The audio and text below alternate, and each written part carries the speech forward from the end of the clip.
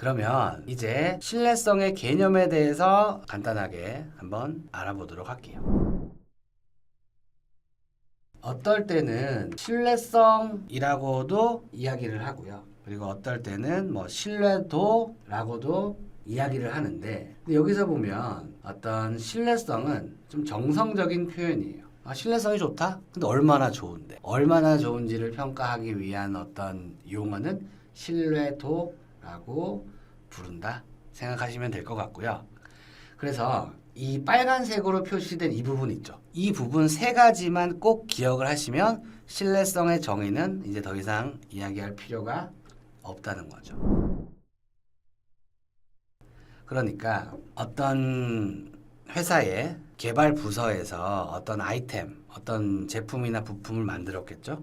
그러면 한번 적어 볼게요. 어떤 기능을 하라고 어떤 의도된 이 기능이 주어진 어떤 사용 조건에서 고장이 발생하지 않고 어떤 계획된 기간 동안 문제가 없는 것. 이게 바로 신뢰성이라는 거예요. 근데 여기서 사용 조건이라는 건 무슨 말이냐면, 예를 들어서 제가 어떤 핸드폰을 사용하려고 그래요.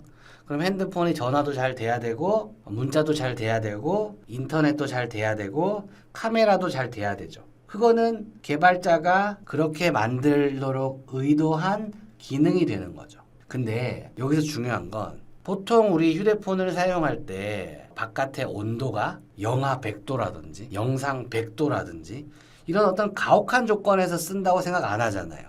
그럼 고장 날 수 있겠죠. 보통 우리가 온도가 기본적으로 다닐 수 있는 뭐 20도, 25도 뭐 이 정도에서 일반적으로 사용하는 조건 있죠. 그걸 사용 조건이라고 불러요. 그래서 어떤 아무 때나가 아니라 어떤 일반적인 납득할 수 있는 어떤 사용할 수 있는 조건을 사용 조건이라고 부르는 거예요. 근데 우리가 이 제품을 계획된 기간 이렇게 적혀 있죠. 아, 예를 들어 자동차를 내가 1000년 타겠다 이런 건 아니잖아요. 그렇죠? 그러니까 제조사에서는 워런티 어떤 보증 기간이 얼마다 이렇게 얘기를 해주죠. 그러니까 어떤 특정한 무제한이 아니라 특정하게 계획된 기간 동안에 문제가 없는 거. 즉 고장 없이 이게 고장 없이 잘 제품이 살아 있을 어떤 가능성, 이 부분을 신뢰성이라고 부르는 거예요. 그럼 예를 들어서 내가 어떤 제가 여기 핸드폰이 있는데 핸드폰을 구매했는데 핸드폰이 2년 안에 고장이 날 가능성은 이게 바로 신뢰성이라는 거예요. 그러면 고장이 날 확률은 얼마다? 이걸 계산할 수 있죠. 이걸 신뢰도라고 이야기한다는 거죠.